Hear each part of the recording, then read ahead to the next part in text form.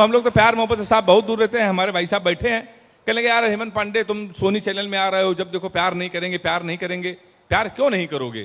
तो मैं आपको बता दूं साहब, डीएम साहब मेरा एक बचपन का दोस्त है, उसने हमको एक लव स्टोरी सुनाई थी रोते रोते, और हमने रोते रोते लव स्टोरी सुनी थी। तब से हमने कसम खा ली, ने प्यार करेंगे न किसी को प्यार करने देंगे। वो लव स्टोरी हम पूरे मोहब्बा को सुना दे रहे हैं। मेरा चैलेंज है, किसी की हिम्मत हो तो प्यार करके दिखा देना।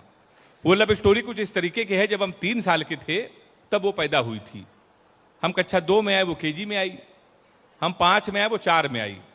हम हाई स्कूल में आए, वो 9th में आई। हम इंटर में आए, वो फर्स्ट ईयर में आई। फिर हम एसएससी की तैयारी करने लगे। उत्तर प्रदेश में लड़के इंटर के बाद या तो आईआईटी एसएससी करते हैं, तो हम एसएससी की तैयारी करने लगे। हम एसएससी की तैयारी कर रहे थे, फर्स्ट ईयर में आ गई। हम एसएससी की तैयारी कर रहे थे, वो इंटर में आ गई। हम एसएससी की तैयारी कर रहे थे, वो बीए में आ गई। हम एसएससी की तैयारी कर रहे थे, वो एमए में आ गई। हम एसएससी की तैयारी कर रहे थे, उसने बीएड कर लिया। हम एसएससी की तैयारी कर रहे थे, उसने एमएड कर लिया। हम एसएससी की तैयारी कर रहे थे, उसने एमफिल कर ली। हम एसएससी की तैयारी कर रहे थे, उसने पीएचडी कर ली। हम एसएससी की तैयारी करते तो प्रोफेसर बन गई। शनिवार को उसकी शादी, इतवार को हमारा एसएससी का पेपर है। ताली जोरदार बजाइए आप। तो साहब मैं बहुत दूर होता हूं प्यार मोहब्बत से। एक लड़की ने एक दिन हमसे कहा कि हमको एक सोने की चेन दिला दो, तो हमने कहा क्यों? कहने कि हम तुमको हमेशा याद करते रहेंगे। हमने कहा तुमको हम चैन नहीं दिलाएंगे, फिर भी तुम हमको याद करती रहोगी। तो उसने कहा कैसे? हमने कहा जीवन भर सोचोगी, हरामखोर से पहली बार कुछ कहा था, ये भी उसने हमको नहीं दिलवाया। तो हम लोग साहब प्यार मोहब्बत से बहुत दूर रहते हैं। साहब लड़कियों को देखिए, ये लड़कों का नाम पता किस तरीके से फेसबुक में अपने मोबाइल पे सेव करती हैं? लड़कों का नाम डार्लिंग, जानू, हनी बेबी, स्वीट हार्ट। और हम लड़के कैसे फिट करते हैं लड़कियों के नाम? राशिद प्लम्बर, पप्पू मिस्त्री, करते हैं ना हम लोग। तो हम लोग लड़के दूसरे टाइप के होते हैं, इसलिए मैं प्यार मोहब्बत से साहब बहुत दूर रहता हूं। अभी यहां पर देश की बात हो रही थी, कश्मीर की बात हो रही थी। एक दिन इमरान खान ने कहा कि कश्मीर पर हम इंटरफेयर करेंगे। तुमने कहा यार इस काम के लिए मोदी जी हैं, तुम्हारी क्या जरूरत? तो मैंने 4 लाइन इमरान खान को सुनाई थी। इसी दिन वो निपट गए, प्रधानमंत्री से हट गए। वो 4 लाइन आपको सुना दे रहे हैं। मजा आ जाए तो दोनों हाथ उठा के बताना कि मेरी बात सही है। हमने कहा इमरान ज्यादा बोलोगे तो तुम्हारी दस्तार चली जाएगी, सर की पगड़ी। हमने कहा इमरान ज्यादा बोलोगे तो तुम्हारी दस्तार चली जाएगी, गोली चली इधर तो उस पार चली जाएगी। हमारे घर के मसले में तुम अम्मा ना बनो, अमित शाह को भेजेंगे तुम्हारी सरकार चली जाएगी। तो साहब हमारे यहां तो ये है। अच्छा, ये कभी सम्मेलन 2-3 साल के लिए बंद हो गया था क्योंकि कोरोना था। उसके बाद वैक्सीनेशन पूरे देश में हुआ, और सर्वाधिक तेज गति से अगर कहीं वैक्सीनेशन हुआ तो हमारे उत्तर प्रदेश में हुआ। इसलिए हमारे उत्तर प्रदेश के लिए एक बार आपकी तालियां हो जाएं।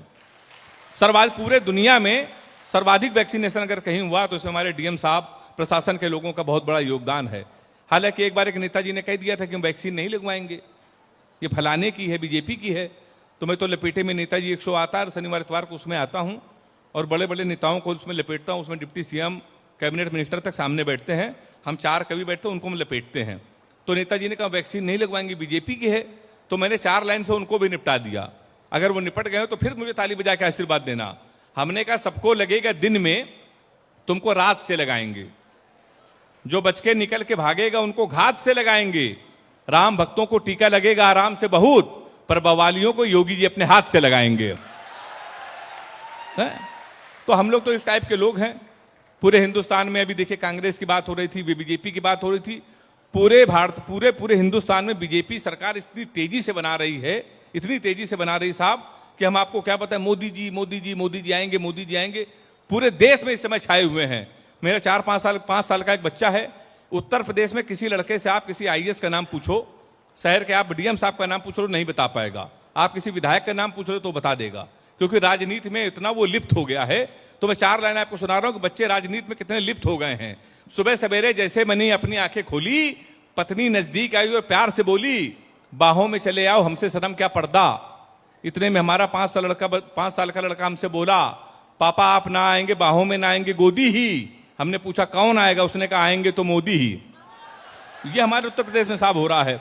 तो मैं तो हाथ से कभी हूं साहब, बहुत मुश्किल में हम लोगों की शादी होती क्या होती ही नहीं है।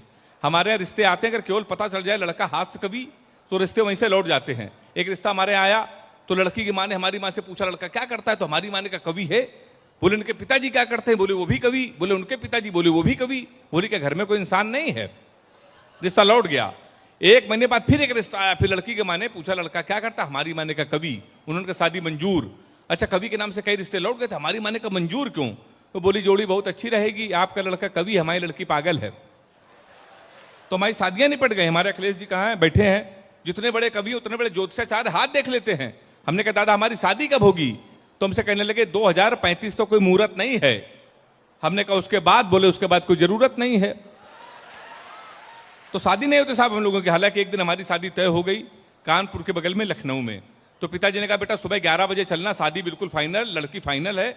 हम 11 बजे नहा धो के सूट वूट पहन के तैयार, लड़की को देखने जाना था, शादी फाइनल करनी थी।